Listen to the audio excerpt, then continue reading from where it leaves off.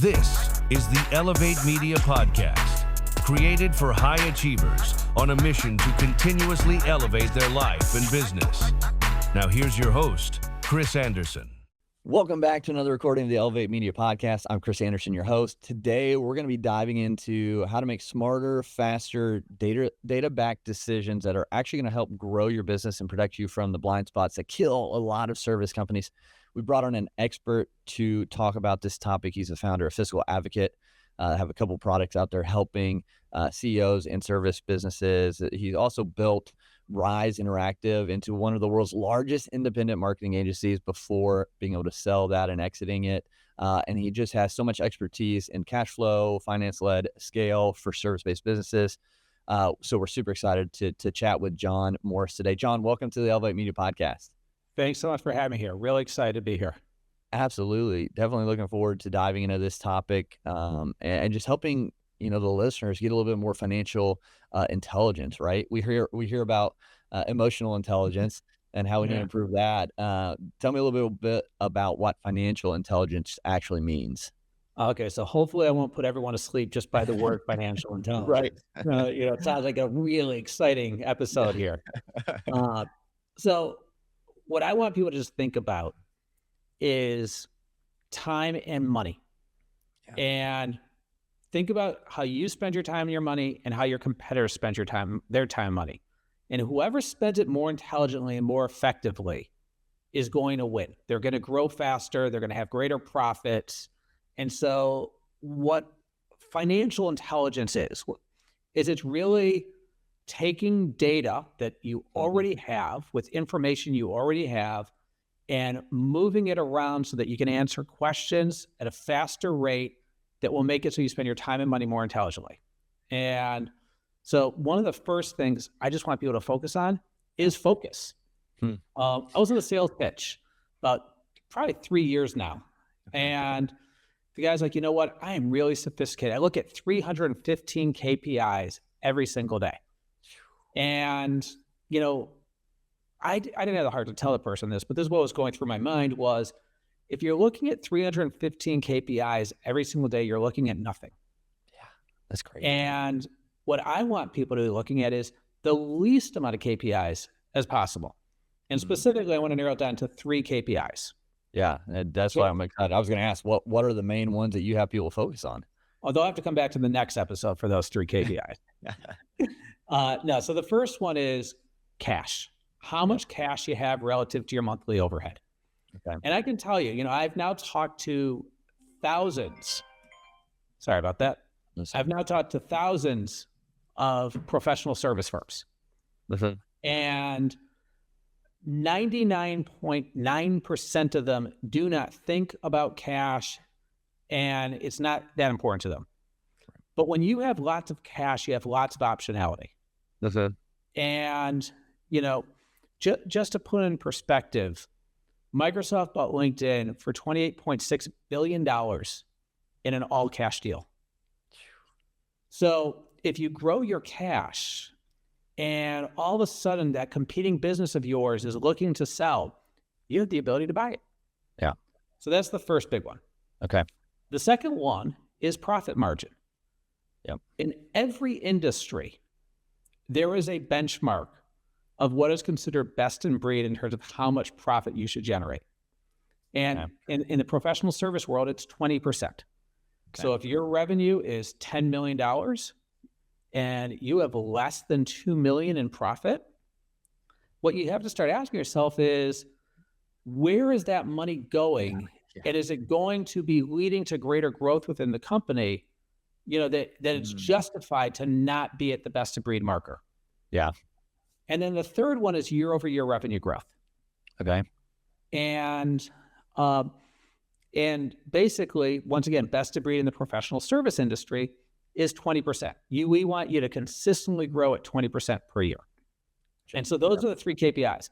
So now if you just think about decision-making and, you look at your calendar over the next 2 weeks and you look at all the meetings you have in your calendar and you just ask yourself a question. Do any of these meetings improve my cash, my profit margin, or my revenue growth? And if the answer is no, you can start asking yourself, well, what can I do to improve that? And I was giving an example. I was talking to a client of mine, and they showed me their CRM, and they showed me their deals. So like how many, potential clients are out there at the contract stage, the proposal stage, the info request stage. And it was completely empty. And I just assumed, because it was completely empty, that it wasn't up to date. But he's like, you know what? There's one deal I need to put in there. So it went from 0 to 1 opportunity. And so my conversation to him was, I want you to start thinking about your time and your money in terms of like, you're not going to grow if you don't fix your sales problem. And you can tell right away, just by looking at that one report, that something is not right in terms of his financial intelligence, in terms of the data of how much he's spending on sales and marketing. Right. So he's either spending the right amount of money and it's not working, or he's not spending enough. Oh, interesting. Okay. So you have to kind of get to the root cause of why they're not leads coming in if you are spending that money. Yep. Gotcha. Now with the 3 points you made with cash, 20% of, profit, 20% going towards revenue growth, right, each year. With the cash, you have a percentage? Did I miss that? Yeah, I just realized I didn't mention that. So okay, no worries. Yeah. So the first thing I want people to do is I want to make sure that they have 2 bank accounts. Yep. One bank account is for operating your business. That is where you pay your employees. That's where you pay your taxes. And that's where you pay all your vendors. Okay. And the other bank account is for savings. Okay. I want in that savings account a minimum of whatever your monthly overhead is times 2. Okay. So if you spend $100,000 a month, I want you to have $200,000 in that bank account. Gotcha.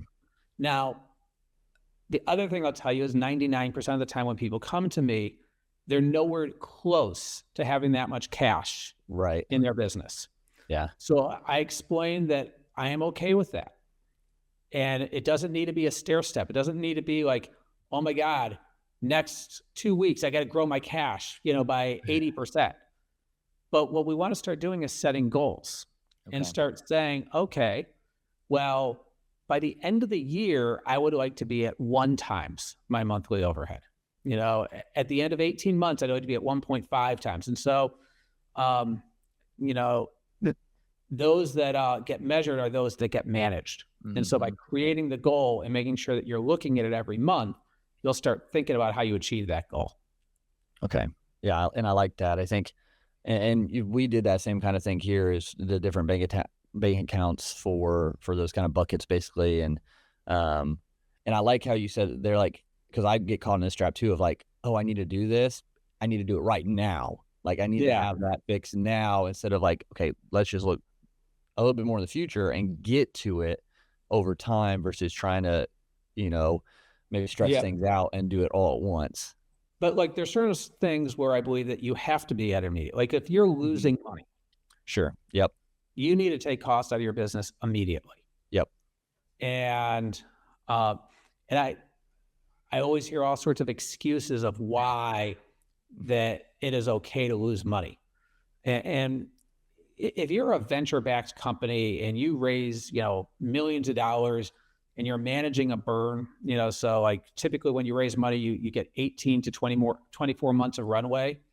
I'm okay. You're strategically choosing to lose money. Sure. But if you're losing money on a regular basis and, you're cash constrained, you've got vendors calling, asking to get paid all the time, and you're stressed, like there's a better way to run your business. There's a better way for your own personal health, to like not have to deal with that stress. Yeah. So why do you think CEOs, business owners, like avoid learning these ideas, even though everything basically stems from it? So I think there's a few things.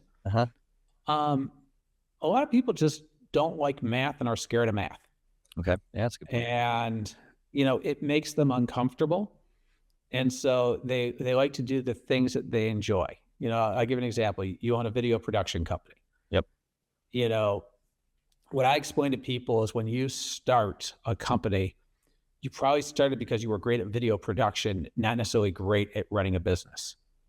Right. And at some point you realize if you want to scale your company, you no longer actually get to do video production. Right. You got to start running the business and hire people to do the video production. Yep.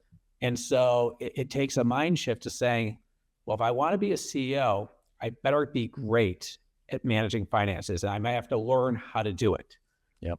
So that's one reason. Okay. I think the second one is sometimes the news isn't good. Yeah. It's no different than when you go to the doctor and the doctor tells you that you got to start eating healthier, because you're going to get diabetes, making that up, but right. and then you leave the doctor's office and you go straight to the drive-thru at McDonald's. Yeah. It's like you heard what the doctor said to do, but that doesn't mean you do it. Exactly. I find a lot of my advice is telling people they have to take costs out of the business. And when you have to take costs out of the business, that typically means you have to fire people that you love, that you care about, that you've been in the trenches with. Yep. And so that's hard. Yep. I was talking to a client about 6 months ago, and they had 5 huge projects. They were all coming to an end. They won 3 new projects, but they weren't nearly as big as the 5 that were coming to an end. Okay. And so when you looked at their budget, if they did not take cost out of the business, they were going to lose money. Yep. But then when you look at the pipeline, they had deals that if they won those deals, they would be making money and they would need those team members, that were on there. And so we had a big debate, Right. like, are you telling me I should get rid of this engineer? And if I get rid of this engineer, I'm not going to be able to service this client. And my answer was yes. Well, they didn't win the deal and they didn't listen to me and they ended up losing money for the next 5 months. Yep. And so, it takes courage and strength. One of the things I tell people all the time is whatever job you take, think of the worst part of that job. Sure. And decide if you can do that. Let's just use an example. To be the CEO or a manager of a business requires the ability to give tough feedback to people on a regular basis, as well as to fire them. Yep. That, in my opinion, is the worst part of the job. And so you have to decide, can you do that? If the answer is no, then don't become a manager. Don't become a CEO. Right. Think about the President of the United States. Yeah. President of the United States has to send bombs into other countries. Like literally decisions that impact not just like letting somebody go where they have to go find a new job, but people are going to die. Yep. And, I couldn't do that. Like I couldn't live with the idea that I made the wrong decision and cost them their life, Right. Yeah. You and I talked about soccer. It's my last example on this point. If you think about tryouts, like you have to cut people.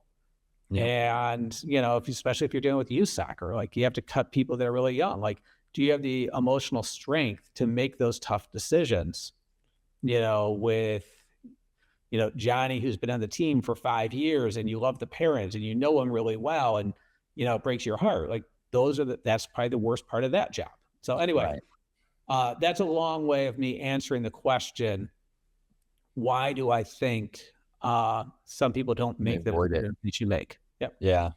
Yeah. And I think that's a good point. Like you have to kind of, and I've told people before who have like tried to start businesses, like sometimes you're not made to be the number one, maybe you're not made to be the CEO. Maybe you're a really good number 2 person. Maybe you're a really good, side partner in the business. So you have a little bit less risk, a little bit less decisions that have to be made, and you fit better that way. And there's nothing wrong with that.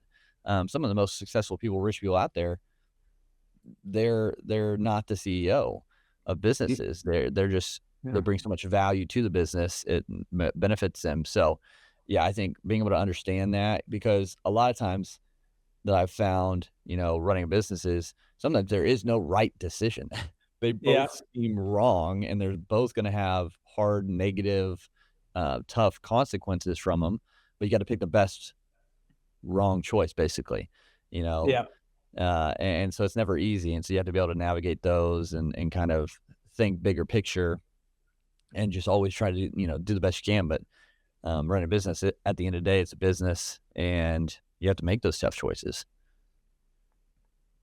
So with that, like we talked about, the three KPIs they should be facing, which is the cash, the profit, and the growth year over year.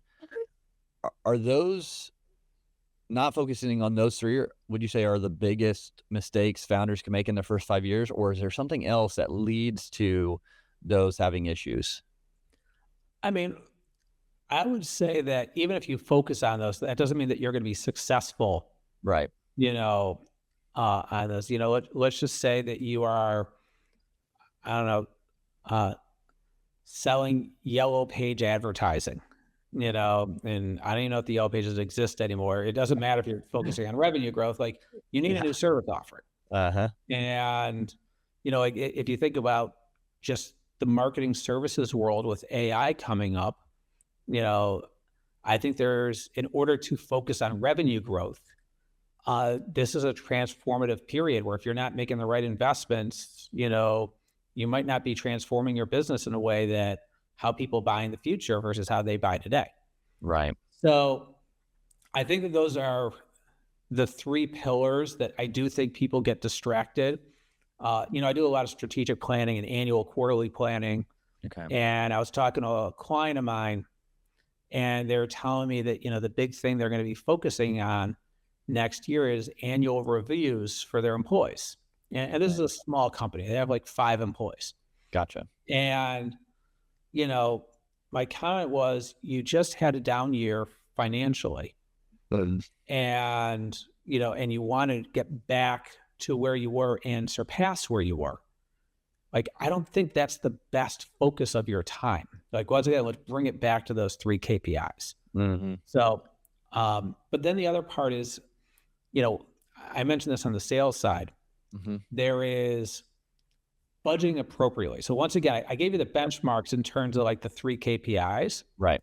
There are other benchmarks. So for example, a average amount in marketing services, the average amount video production companies spend on sales and marketing, including payroll, is 8%. Yep. Okay.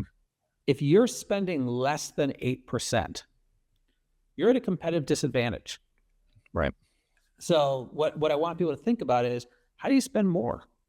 And then you can get into, well, what are you spending money on in the other areas? True. So the most important metric that I have people learn is their gross margin, which is if you take your revenue minus all of your expenses related to doing client work, right, whatever you have left over is your gross profit. That I want to be at 50% to 60% of your revenue. Okay. So if you're trying to figure out how you can fund sales and marketing, the more you can improve your gross margin, the more profitably you can service your customers, the more money you'll have available for sales and marketing. True. And so I want people to think about that. Yeah. And a lot of times that sometimes stems from just them not charging what they should, right? Because they haven't looked at all those pieces that it takes to fulfill that offer or that service. So there's all sorts of reasons. Pricing is one reason. The second one, and this is the one I probably see the most, is that they have senior people doing junior people work. So the third one is that if you take a manager, how many direct reports do they have? Gotcha. So each manager should have a minimum of 4 direct reports. Okay. And, because what happens is if you start promoting people to manager and everyone's just managing one person, you're not getting any scale out of that manager. True. Then there is how standardized are your services? If you have one service that you do incredibly well and you do it for the exact same type of customer every single time, you get to automate, build efficiencies. But if you have hundreds of services Yep. and you're doing one-off services for each person, it's hard to build scale out of that. 100%. Yeah. Yeah. I think that's something we've even found and are simplifying basically. How can we simplify our offer, still get the results, but be able to scale better because it's almost kind of cookie cutter. Yep. Because it gets results and we can systematize that, automate when needed. And we're actually, we're reconfiguring that offer, I guess you can say, to do just that, because, we did find, hey, we're doing this kind of video production over here and this kind of video production over here. And it just got so hectic and so all over the place. We were seeing, to lack of better words, some balls dropped, on some of the things that we had to fix, revise, things like that. And, we're losing what Elevate was all about. And so, that's that. And then pricing point, like seeing what it actually takes to fulfill this offer for someone. And then, with that profit margin in mind, that percentage, what does that actually look like? And then sticking to your guns with that, right? Because sometimes people are just, especially if they're starting out small and maybe it's just them and two other people, they just kind of want to sell instead of the, actually doing what it takes to grow the business with the price. Look, I can tell you when pipeline is low and you have a sales goal, you start accepting a lot of crap. Yeah. Yeah. And I found along the way too, like in those moments of like someone's like, hey, can you do it for this amount? And you say yes to those, like lowering the price, like, hey, can we do it for less? And you say yes. Those have always been the worst clients to work for as well, which is a crazy thing. Cause I heard it all the time and then we had done it a couple times. I was like, yep, it's so true. So, and I think part of it is like thinking ahead and like budgeting, kind of like what you kind of talked about, is important as well as you're trying to grow. How do you budget and like forecast to make better decisions for future things? So the first thing is, you mentioned two words, budget and forecast. Mm-hmm. And so what I want people to understand is budgeting and forecasting is simply a guess of what the future is going to look like, right? Mm-hmm. So you're basically saying, hey, I did 6 million in revenue last year. I'm going to guess that we can do 7 million in revenue next year. And so in order to do that effectively, there are a few things that are really important. The first thing is you want to get granular. Now, one of the things you have to understand is that when you get granular, it takes more time. It's longer. It's harder. However, it increases effectiveness, accuracy, and the time that you spend, you end up saving time and money down the road. So you want to look at numbers not on an annual basis, but on a monthly basis. Okay. You want to look at either by client, by service, by month for your revenue. Okay. You want to look at your expenses or employees, by service or department by month as well. So that's the first thing. But you're going to eventually do what I call is locking your budget. So imagine before the beginning of 2026, that's when I hope that you have finalized your budget for the year. Now, what I tell people is the very next day, that budget is going to become obsolete. And the reason why is you ended up winning a client you didn't expect to win. You lost an employee, you lost a client, you upsold another client, things just change. And so the forecast allows you to not change what you originally planned to do, because you want to compare what you set out to do for the year with, changing these inputs. So I recommend quarterly reforecasting. Okay. And so you always have an unlocked version. And so, we're in the middle of January and let's just say an employee quits, you update your forecast and you take that employee out of the equation. Mm-hmm. And then come April, you're going to lock that forecast. Okay. And then you're going to open up a new forecast. And so by the end of the year, you have an original plan, a Q1 forecast, a Q2 forecast, a Q3 forecast, and then a final forecast. Okay. And this is, to me, the greatest expense management tool that exists. Gotcha. The other thing that I find is, I would say 80% of the time, the original budget, the revenue projections are higher than what you actually achieve. Okay. You know, what I try to get people to take a different approach, which is, let's be conservative and then overachieve. Yes. But when you pick a number that is greater than what you planned or you're capable of doing, or that what you actually do, is you end up spending money. And so then what you have to do is make sure that you're taking that cost out of the business, because you want to make sure you have, you know, a really good system, especially for the next 90 days. What does your revenue really look like? And are you at the targets for your expenses?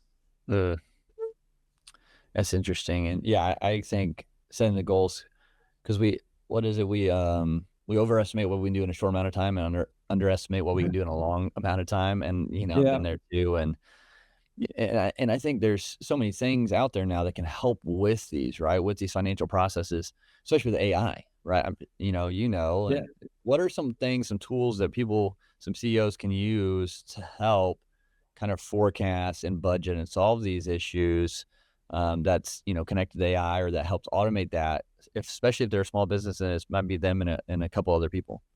Well, so we've actually built two products. One is called Engine BI.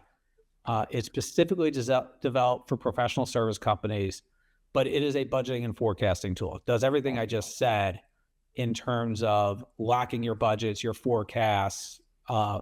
And then the second one is, we built an AI CFO Copilot, which is connected to Engine BI. Okay. One of the things that, you know, when you're asking me, why does CEOs not do this? The other one is, oftentimes you just don't even know what questions to ask. Right. And then the other part is, you know, sifting through lots of data to get answers is time consuming. You know, you need an analyst on staff.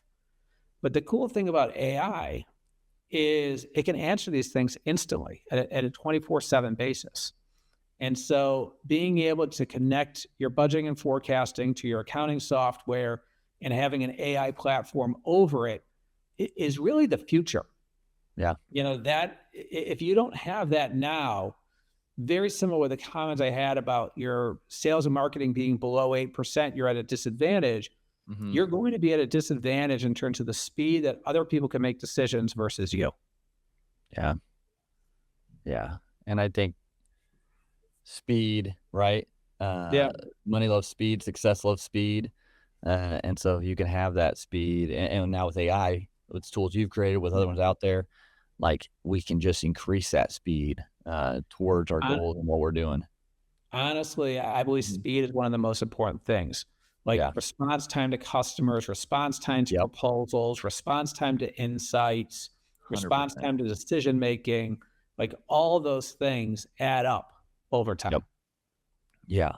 Oh, so much. And like, especially a lot of these businesses that, like home services, which we work a lot with, a lot of them are in the job. So even the CEO sometimes is out helping hands-on in the field. And so when someone reaches out, there's such a gap between that potential customer reaching out to when they connect with them.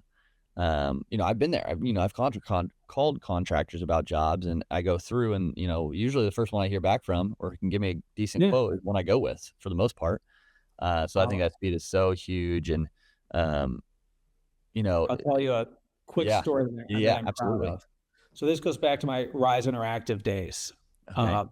We receive a lead that was a fairly substantial lead for an antivirus software company on a Wednesday. Okay. We respond within 5 minutes, and we get access to do an audit for them, which we basically do an all-nighter and finish by Thursday, a completely customized audit to present to them. Based on the audit, they asked if they could meet us in person. So we fly out Friday morning. They're in South Florida. And so we go and meet with them. By the time we land, we get a verbal. We send over the contract, and over the weekend, we complete the contract. Awesome. So they become a signed client on Sunday. So That's a awesome. Wednesday to Sunday cycle. On Monday, a competitor of ours who received the same lead on Wednesday as we did got back to them. And so just by waiting 5 days to respond, yeah, they literally lost a really big opportunity. This was a mid 6-figure, annual fee retainer. Wow. That's awesome. I mean, it's awesome. Yeah, it shows like just being in that. That's it's such a speed is everything. And like I've literally come out of my mouth like, do they not want more business? Like, do they not want money? Like, like they never get back with me. And I'm like, well, I'm moving on to someone else. And but for founders, for CEOs in their business, kind of wrapping things down a little bit here, what's one financial lie that a lot of CEOs tell themselves that actually hold them back? I think the biggest lie is that they're going to be winning the business they have in their pipeline, and they're operating based on what they wish to happen versus what's right in front of them. And so to me, everything is derived from whatever your revenue is. Yeah. If your revenue is lower than what you want it to be, then you have to adjust your expenses to that reality. And so that to me would be, I think, the biggest lie. I think the other one is, this is really important, but it is neglected. It's a lot of people just don't want to deal with it. They don't want to do the work that's involved with it. And they end up regretting it down the road. Like when you go to sell, I can't tell you, one of the number one reasons deals fall through is that the seller's finances just are not trustworthy. And so like build the discipline and the acumen now so that you can get that great exit you're looking for. For sure. Yeah. And that's one thing, managing the books, forecast, budgeting, having all the numbers, like it's just so important. And it seems like it's so much for a lot of people, like it's just overwhelming sometimes, right? So just taking it like one step at a time and getting things, and then, investing in, if you can, invest in others to help, or tools and things like that. And, but those are such great points. John, this has been a fantastic conversation.